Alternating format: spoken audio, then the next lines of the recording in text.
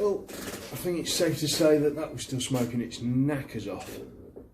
One thing I did notice is on that last video, when I first started it up, after it had settled in and it bled itself through and everything, it weren't smoking that bad at all. And I realised that one of the fuel lines was slightly loose, so I tightened that up, and you'll see on the video as I tighten it up, it starts smoking. So I've decided I'm going to pull it apart again.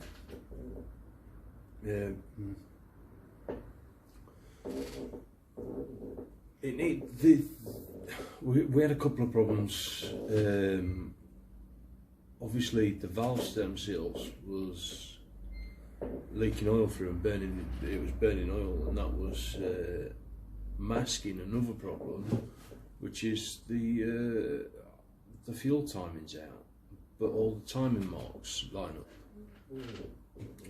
So I'm now thinking this engine it's been took apart at some point and never put back together right, or something is seriously worn. So I'm going to pull the camshaft, and I've ordered a new one. I took these. I took the followers out, the rollers, and they're not excessively worn. The rollers aren't. There's no flat spots that I can see. There's a couple of little. I don't know if I can.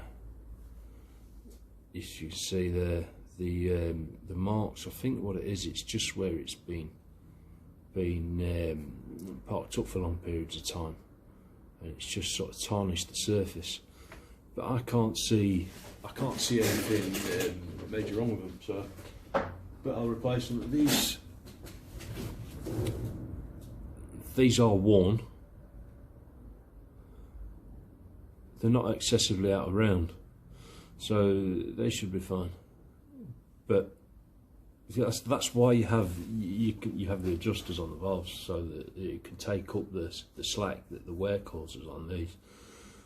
But yeah, for what they cost, replace them. If they're going to scrap valve, replace them. Since we've got a problem and we can't really figure out what the problem is, it makes sense just for me, for what it costs to replace the lot. So I've got them on order. I've got a camshaft on order. I cannot, for the love of money, there's two things I cannot buy. One, the proper timing tool, and I've been trying for the last year or two to buy one, and I can't seem to find one anyway. The timing tool for the fuel pump. So if anybody knows where it might be able to find one of them, let me know. And the skew gear that drives the pump. I can't seem to find one of them for sale. Anyway, if I could find one, I'd just replace it, because there's something worn and amiss somewhere. So I'd rather start from scratch and just put all new in. But if you can't buy them, you can't buy them. It's quite sad really, because that will eventually, not being able to get older parts like that, will eventually be the death of the 2 1/4 diesel. Because if you can't maintain them properly, if you can't replace worn out parts, then the engine's just a boat anchor. It's no good. That's if the emissions rules don't kill them first. But yeah, so the engine's coming out. I'll show you in a minute where I've got to. I've took the front panel off, the radiator's off. I didn't want to bore you with all that video. I'll show you bored enough as it is. I'm going to strip as much off the engine as I can while it's in there, and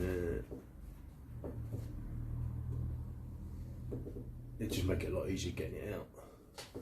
But yeah, it hasn't been totally in vain. Like I said, the only thing it's actually cost us, apart from time, is a head gasket. No,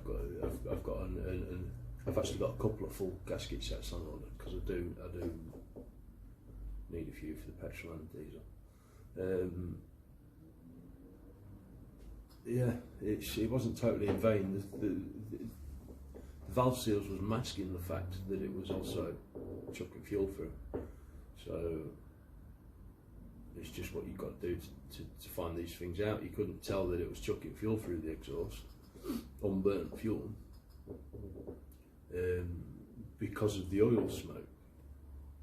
You diagnose a lot of these engines. You diagnose a lot of problems by the colour of the exhaust smoke and the power it's putting out. Because it was smoking so heavily, I couldn't drive it. So I couldn't say that I couldn't feel whether it was losing power or anything. So I mean, it literally, you drove off and it blacked the world out behind you. Thick grey, blue, horrible smelling smoke. So, but yeah, I've dribbled on enough now. I'll crack on. I've pulled the exhaust manifold off. Can't really see from there. Cylinder 1, which was the one with no oil residue in it whatsoever, wasn't smoking at all. But cylinder 2 and 3 was smoking quite heavily, running it without the manifold on, and was getting chuffs of smoke out of cylinder 4. Just enough to cause concern. There's definitely a problem there. So it's definitely a combustion issue of some sort. It's just determining exactly what it is. So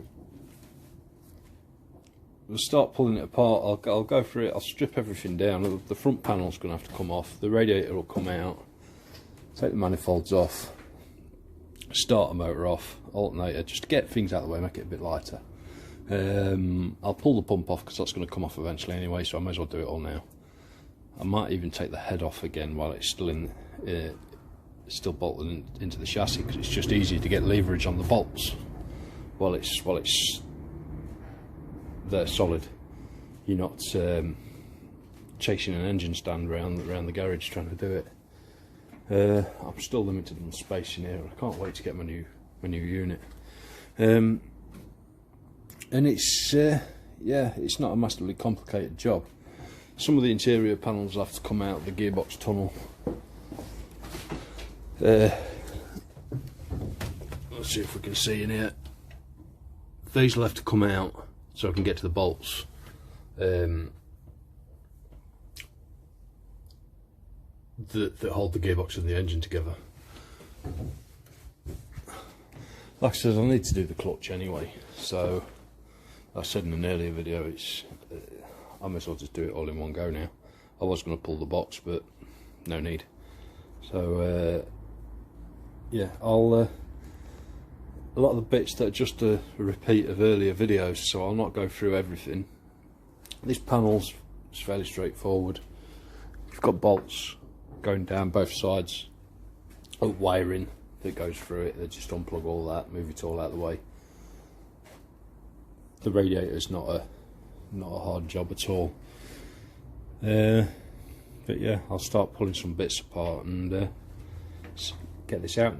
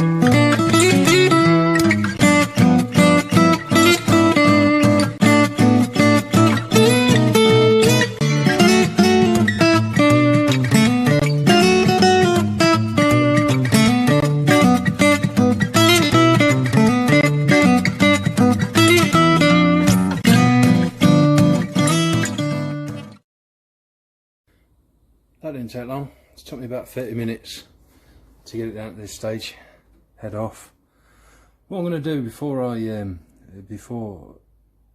thinking about this logically, before I start pulling all the radiator out and everything, I'm going to take the rollers out, try and get these nuts out, try and get these out first, and I can check the condition of them, make sure they're not got flat spots on or anything like that. His engine's really awesome. It lasted about 30 minutes. You'll see it. I've time lapsed it, so you're going to see it in less than 2 minutes. So these are simple enough. Providing these bolts come out, these are simple enough to take out.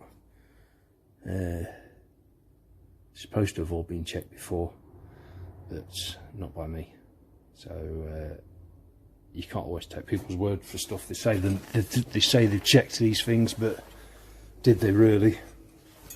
Clearly there's something that went wrong. Right, I'll this, I really do need to order a camera stand. So yeah, I'll crack on with them. It's got a little wire on it, so they've clearly not been out for quite some time. I'll pull them and see what that leaves us with.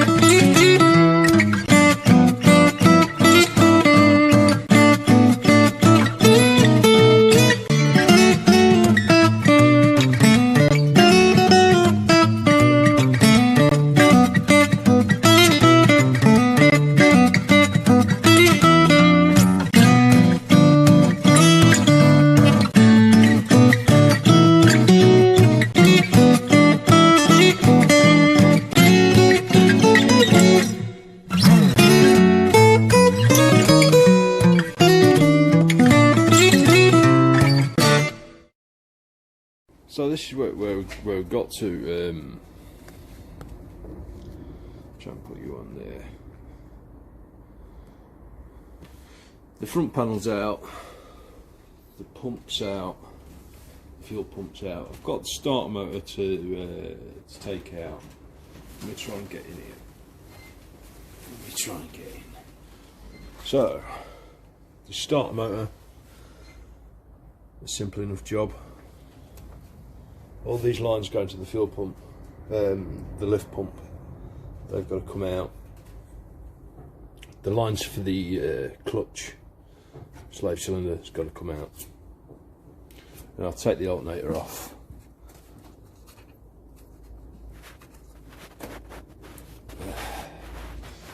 I'll get that when I can get two hands on it in a second. Then it's the gearbox tunnel. Take that out, undo all the bolts around the bell housing, and yeah, two engine mounts, one there, and then we're ready to go. Ready to lift it. Actually, you don't need to go to this extreme to take the camshaft out, but I've got to replace the clutch anyway, so all you need to do is take the timings. You take the radiator out, take the front, the grill off, take the timing case cover and the water pump off out of the way. This bottom pulley that comes off, and you can get to the timing chain and everything there. But what the other thing you need to do is, obviously you can undo it all from in there, is down this side there is a screw that goes in that locks in the skew gear. So the oil filter housing, I couldn't think of the words I was trying to say. The oil filter housing needs to come out. It's not a massively complicated job at all. 2 bolts. That just comes off. It will drop oil, because that will be full of oil. But yeah, then the skew gear can lift out. But I don't. It's finding out why. I'm not convinced. You're not able to see down there that the camshaft is excessively worn. I'm really not. It's just strange to me how, well, from what I can see down there, it doesn't look it, but it still could be. Our number 1 cylinder, when I took the exhaust manifold off and fired it up, number 1 cylinder was barely smoking at all. It was perfectly normal. It's the middle 2 that were smoking their nuts off, and the 4th one was smoking a bit. So yeah, why is it just doing it on them mainly them 2 middle cylinders? Yeah, I'll get to the bottom of it eventually.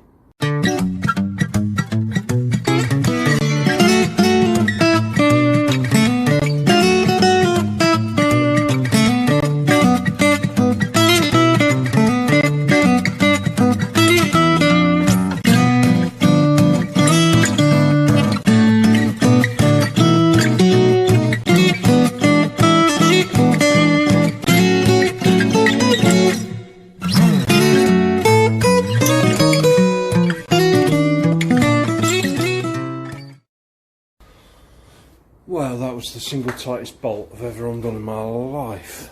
That was ridiculous. That one. Awkward sizes. Right. What we've got left? Lift pump. And that bracket that holds on the clutch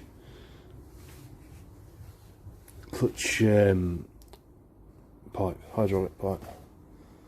And I'll take the alternator off as well, just while it's there. Gives a bit of access then, because what I'm going to try and do, I don't know if you can see, there's on the engine mount there, there's a little hole. I'm going to try and hook the chains around that on both sides. There's one just in there as well. Try and hook the chains around that. And see how we go.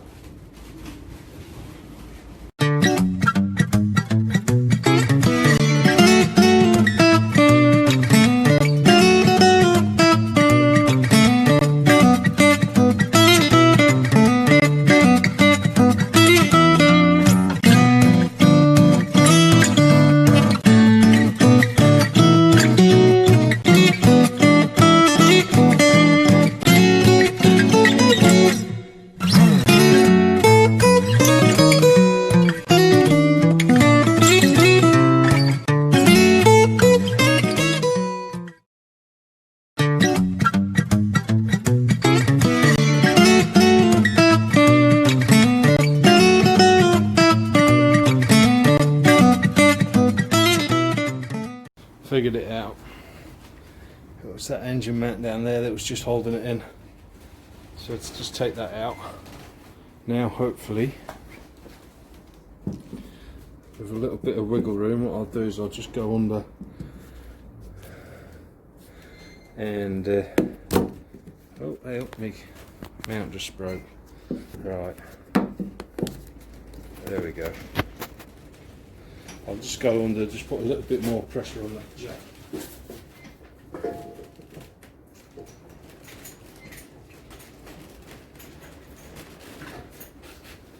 That's got that, hopefully. Now, that mounts out of there.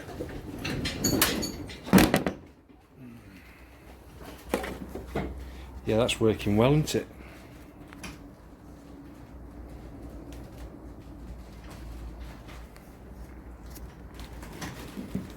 So I can't wiggle it without making you fall off. Right, now you're stood there. Let's see if this, see what's going to happen. Feels like someone's just still grabbing it.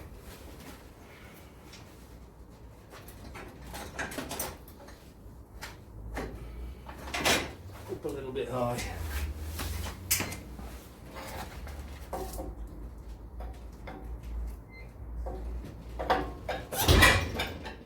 God, that's touching the elephant.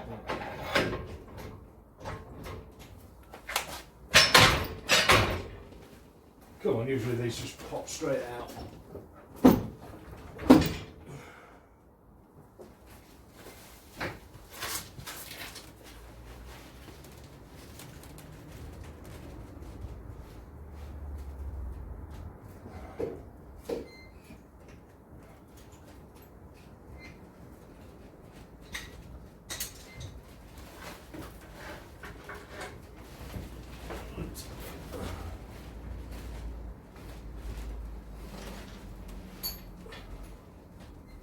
Use some of the rich.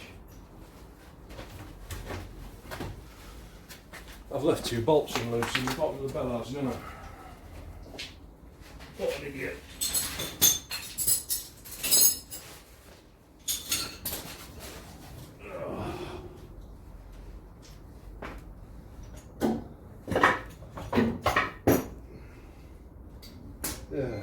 Dear.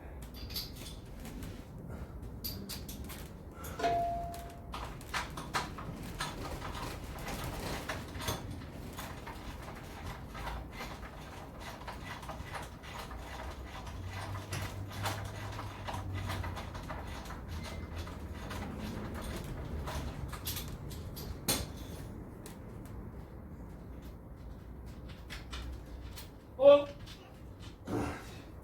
you can't get everything right first time.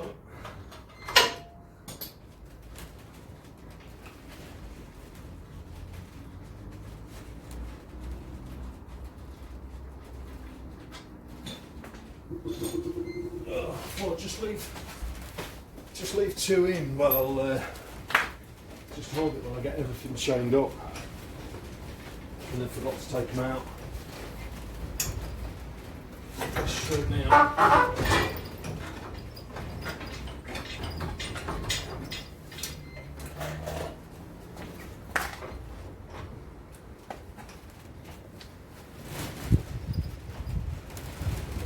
She's coming. I should have took that bumper off really, it saved a lot of hassle.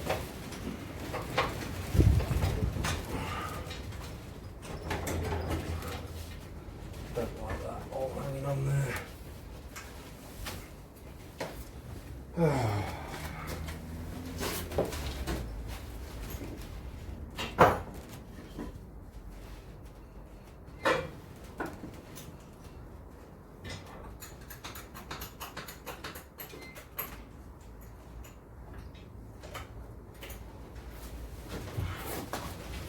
So it's easier with 2 people. You can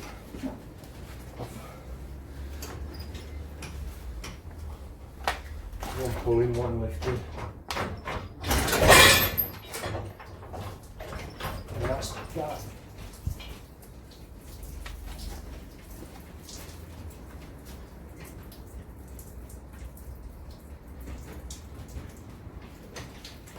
That makes short work of that. She's out.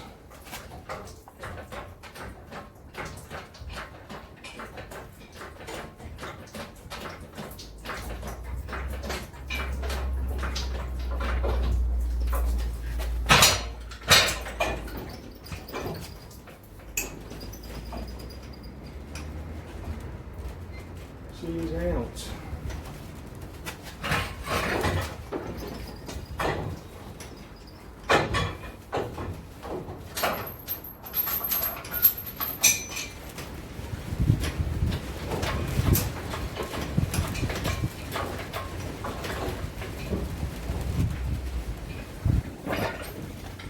You've got a really smooth garage floor as well, where I haven't. It's really quite rough.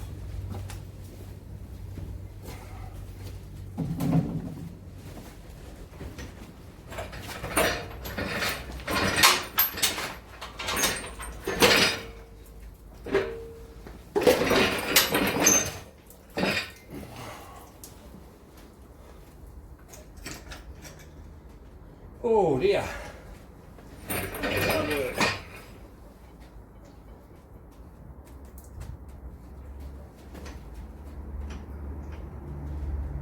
Just filled all that up with.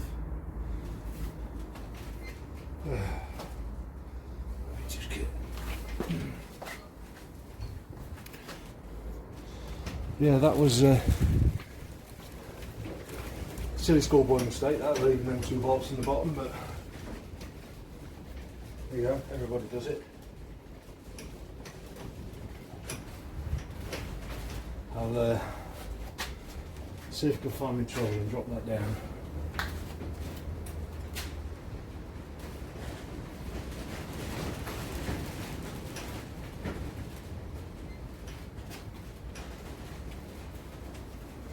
I've got limited bloody tools here. Right, let's have a look. Let's see, I've got stuff everywhere. When I give up my unit, I had to put a lot of stuff into storage as well. I filled the sheds up. I've got some trolleys somewhere that I usually use for sitting engines on. I've just got to find them. I've got another useful trolley there that comes in handy for dropping engines. It's for lifting and moving pool tables, but it works perfect if you've got to drop an engine out. If you're lifting the body up and the engine dropping down, because it's jackable and everything, and because it's steel, you can just weld whatever mounts to it you want and stuff like that. So it does come in handy. Now I can't for the life of me figure out where them trolleys are. I'll find them anyway in a minute. I'll leave that dangling there precariously. And let's have a look at this frost bearing. Don't lose that little bugger there. Something that looks brand new to me. Something it's definitely squealing. When you just as you start letting your foot off the clutch, it'd squeal its knackers off. It's got some surface rust on there, but that is a brand new clutch. You can see wear there.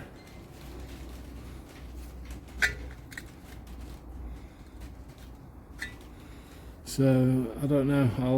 I'll pull that one off. I've got a brand new bare mat one on the garage floor there, on the shed floor. So I'll put that in with a brand new frost bearing. Hopefully that'll solve the problem.